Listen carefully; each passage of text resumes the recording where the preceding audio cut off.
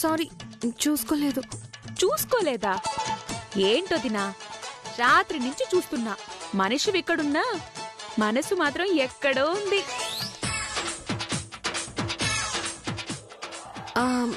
అదేం లేదులే. ఉందో లేదో తెలుస్తుందిలే వదినా. వచ్చినప్పుడు ఎలా ఉండేదానివి, ఇప్పుడు ఎలా ఉన్నావు? ఆ మాత్రం గుర్తుపట్టలేనా? ఏంటి విషయం? ఏం లేదన్నాను కదా. సర్లే కాని, కజ్జికాయలు చేసేది కావాలన్నావు కదా, దొరికిందా? దొరికిందిలే కానీ మా ఆయన ఎక్కడా? ఏమన్నా వదినా? దొరికిందిలే అన్నాను. అది కాదు, దాని తర్వాత. మీ అన్నయ్య ఎక్కడా అన్నాను. అన్నయ్య కాదు, ఇంకేదో పదం అన్నావు. అన్నప్పుడు ఆ మొహంలో వెలుగు, సిగ్గు, అబ్బో అన్నీ కలిపి ఒకే మాదిరిగా కనిపించాయిలే. మళ్ళీ ఒకసారి అను. అవును అన్నా. ఇప్పుడేంటి?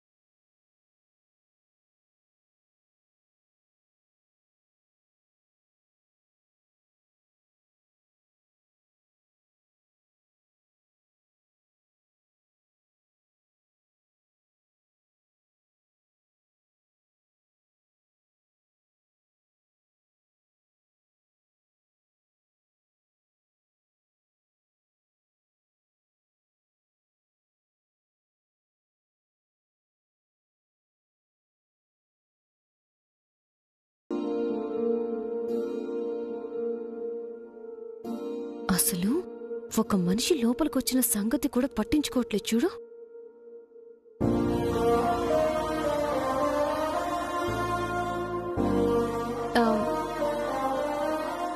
ఏవండి? ఏంటి, మళ్ళీ ఏమైనా కిందకి దించాలా? లేదు, నా మనసులో బరువుని దించితే చాలు. ఏంటి? దగ్గరికి తీసుకుని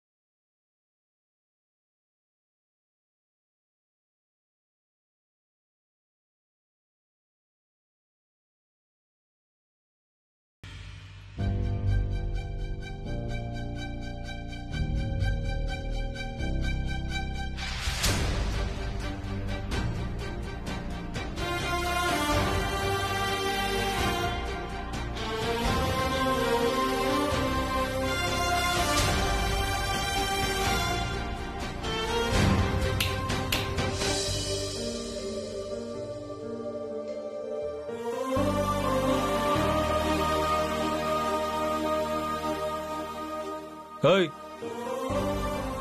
ఏంటలా చూస్తున్నావు? వచ్చి అలా దిష్టి బొమ్మలా నిలబడ్డావేంటి? దారికి అడ్డంగా నిల్చుంటే ఎలా వెళ్లేది? తప్పక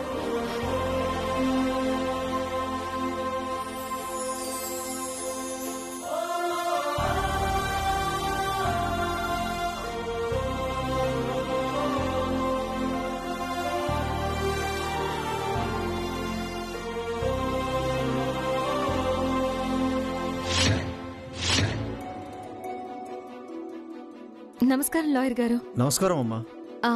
కూర్చోండి.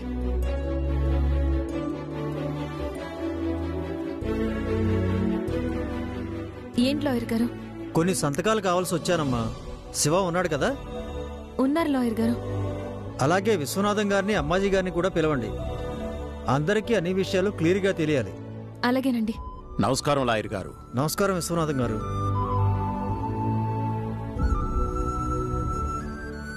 మీరు ఎన్నాళ్లకు ఎదురు చూస్తున్న రోజు, మీకు అత్యంత సంతోషం కలిగించే రోజు ఈ రోజుకొచ్చింది.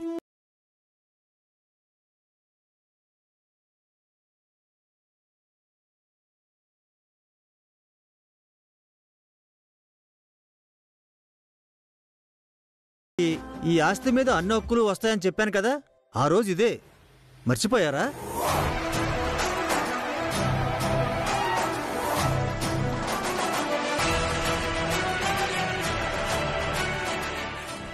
అవును కదా, ఈ రోజే.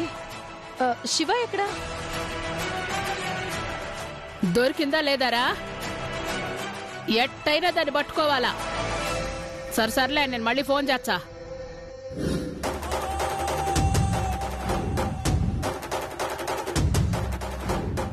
ఏంది లాయరు ఇట్టా వచ్చుండారు? ఏం పని పడినది? కొన్ని సంతకాలు కావాల్సి వచ్చాయమ్మా. సంతకాలకి మీరు రావాలనా ఏమి? మీ అసిస్టెంట్ ని పంపించే పెట్టి పంపించేదాన్ని కదూ. సరే ఇటీయండి. మీ సంతకాలు కావమ్మా, శివ సంతకాలు కావాలి.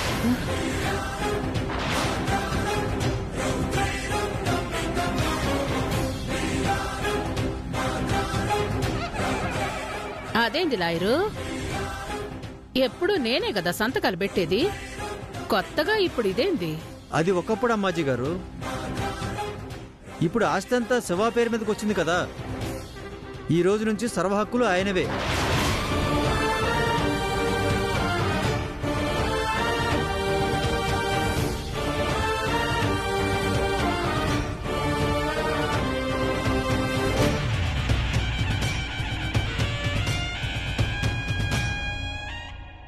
దేనికైనా ఆయన సంతకం కావాల్సిందే.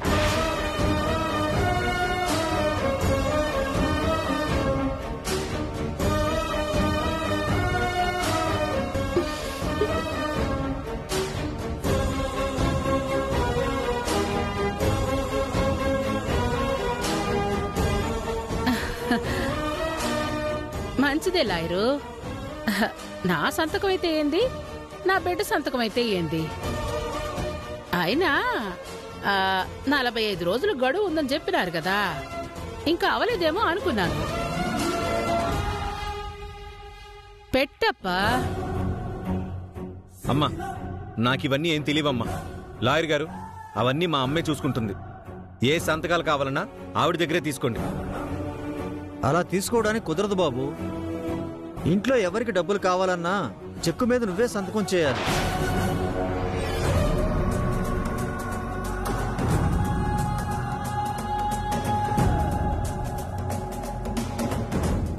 అంటే ఇక నుంచి మా అమ్మాజీ అత్తకి డబ్బులు కావాలన్నా ఆయన్ని అడిగి ఆయన సంతకం పెట్టాల్సిందేనా?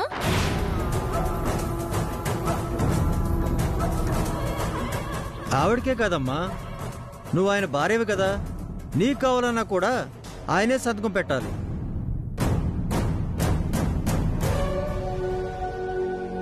మాదే ఉందిలేండి, ఎప్పుడూ తీసుకోవడం అలవాటు ఉన్నవాళ్ళం. కానీ పాపం మా అమ్మాజీ అత్తయ్యే ఇవ్వడం తప్ప చెయ్యి చాచి అడగడం అలవాట్లేదు.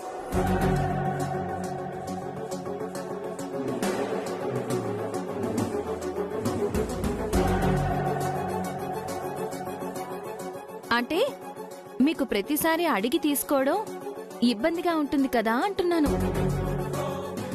ఏయ్, మా అమ్మ అడిగేదేంటి? ఎప్పట్లాగే అంతా మా అమ్మ దగ్గరే ఉంటుంది.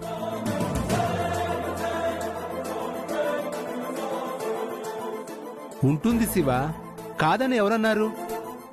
ఈశ్వరి పాయింట్ ఏంటంటే ఎంత వదిన ఆధీనంలో ఉన్నా చివరికి నువ్వు సంతకం పెట్టాల్సిందే.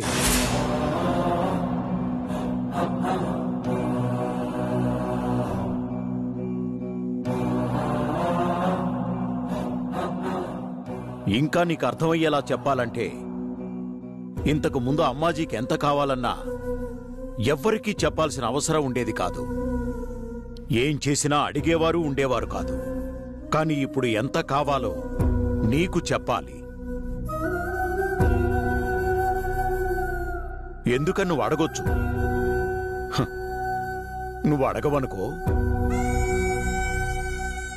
కానీ ఎప్పుడో ఒకసారి నీకు అనుమానం వస్తే అడిగే అధికారం నీకుంటుంది.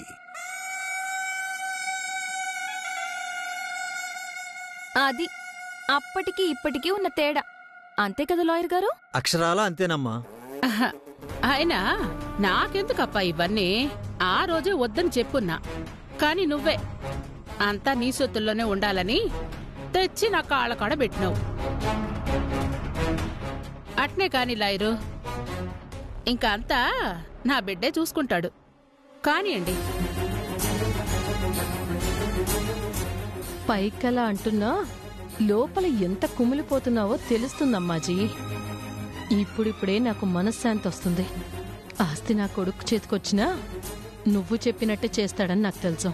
కానీ ప్రతి దానికి నా కొడుకు దగ్గర చేయి చాచాలి కదా, అది నాకు సంతోషంగా ఉంది. రా బాబు, ఇక్కడ సంతకాలు పెట్టు.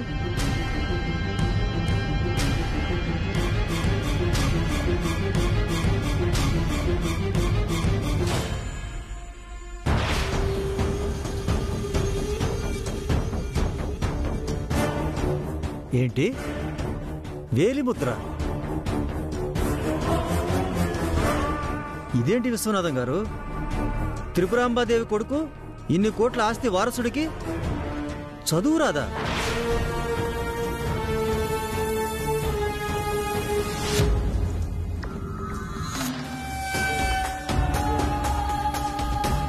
ఆ క్రెడిట్ మా అమ్మాజీ వదిన గారికే చెందుతుంది లాయర్ గారు. అమ్మా అని పిలవడం వస్తే చాలు, అంతకు మించి చదువు అక్కర్లేదని బడికి పంపించలేదు. సరే, ఆ వేలిముద్రే వేయి బాబు.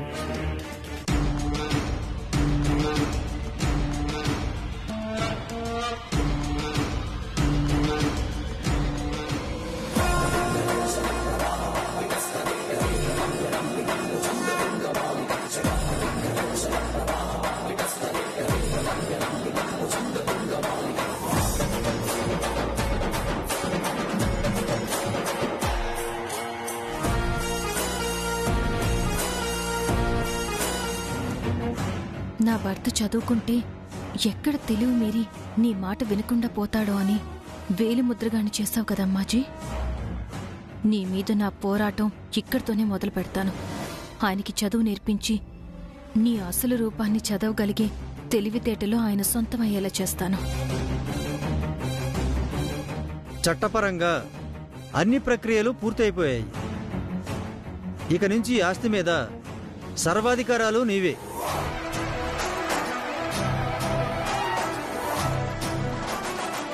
ఏమన్నా న్యాయపరమైన ఇబ్బందులు వస్తే నన్ను సంప్రదించండి. అలాగే లాయర్ గారు, తప్పకుండా. వెళ్ళొస్తానమ్మా. అట్నే లాయరు.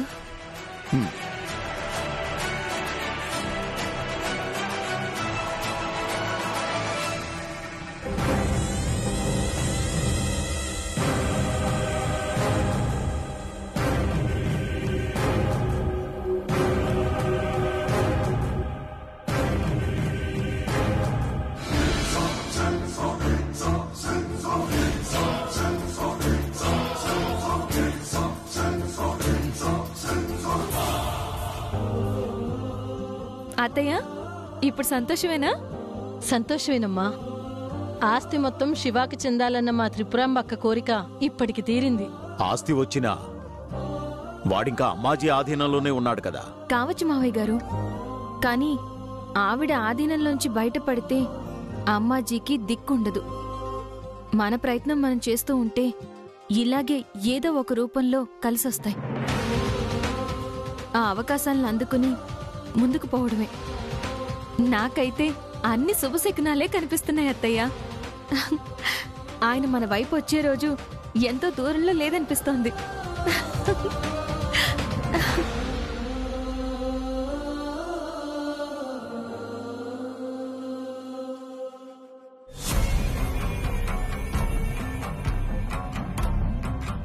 నీ సంతకాలు కావమ్మా, శివ సంతకాలు కావాలి. ఇప్పుడు ఆస్తి అంతా శివ పేరు మీదకి వచ్చింది కదా, ఈ రోజు నుంచి సర్వ హక్కులు ఆయనవే. ఇన్నాళ్ళు అంతా నా గుప్పెట్లోనే ఉండదనుకున్నా. ఎవరిని వేధించినా సాధించినా ప్రాణాలు తీసినా ఈ పెత్తనం కోసమే చేసినా.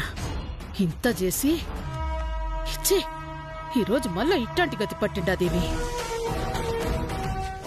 వాడు నా చెప్పు చేతుల్లో ఉంటాడనుకున్నా, కాని ఇప్పుడు నేను ఓనికి చేయి చాపాల్సిన పరిస్థితి వచ్చుండాది. లాయర్ వచ్చి ఒక మాట చెప్పంగానే అందరూ ఇట్టా మాట్లాడుతాండారేమి.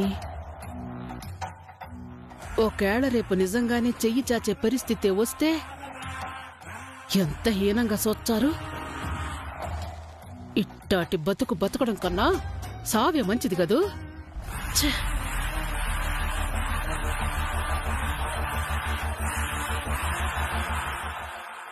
అక్క, ఇలా అయిపోయిందేంటక్క? అంటే ఇంక నీ చేతిలో ఏమీ లేనట్టేనా? రూపాయి కావాలన్నా శివని అడుక్కోవాల్సిందేనా? ఈ అమ్మాజీకి ఆ పరిస్థితి ఎప్పటికి రాదు మే.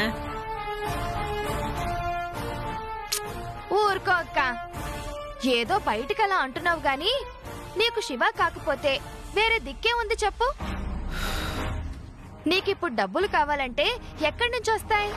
వేరే ఆస్తి పాస్తులు బ్యాంకు బ్యాలెన్స్లు ఏమన్నా ఉన్నాయా? మరి ఇంకెవరిని అడుగుతావు? శివనే కదా. కానీ వాడిప్పుడు నా గుప్పిట్లోనే ఉండాడమ్మి. ఉంటే మాత్రం ఏం లాభం అక్క? నీకిప్పుడు 1,00,000 రూపాయలు కావాలనుకో, నాన్న నాకు 1,00,000 రూపాయలు ఇవ్వు అని అడుగుతావు, వెంటనే ఇచ్చేస్తాడు. ఇప్పుడు నేను వెళ్ళి అడిగాననుకో, నాకు కూడా ఇస్తాడు కదా. అప్పుడు నీకు నాకు ఏంటక్క తేడా? ఇద్దరం చెయ్యి చాచి అడుక్కున్నట్టే కదా. పోనీ శివ నీ గుప్పెట్లోనే ఉన్నాడు కాబట్టి అంతా నీ ఇష్టమే అనుకుందాం. కానీ ఎప్పటి వరకు? శివ వాడి పెళ్ళాం మాట విననంత వరకు మాత్రమే కదా. అంతకు ముందు ఈ ఆస్తి మీద నీకు పెత్తనం ఉండేది కాబట్టి నువ్వేం చేసినా అడిగేవాళ్లు లేరు. ఇప్పుడు పెత్తనం పోయే, ఇంక నిన్ను పట్టించుకునేవాడే లేడు. పాపం, ఈ ఇంటికి కోడలువైనప్పటి నుంచి ఎన్ని ప్లాన్లు వేసావక్క? త్రిపురాంబక్క అడ్డు తొలగించావు. శివని నీ గుప్పెట్లో పెట్టుకోవడం కోసం తండ్రి కొడుకుల మధ్య గొడవలు పెట్టావు. చివరికి నిన్ను నువ్వే కిడ్నాప్ చేసుకుని బావగారిని జైలుకు పంపాలని చూసావు. ఎన్ని చేసి కూడా చివరికి ఏం మిగిలింది చెప్పు? చేతిలో చిప్ప తప్ప.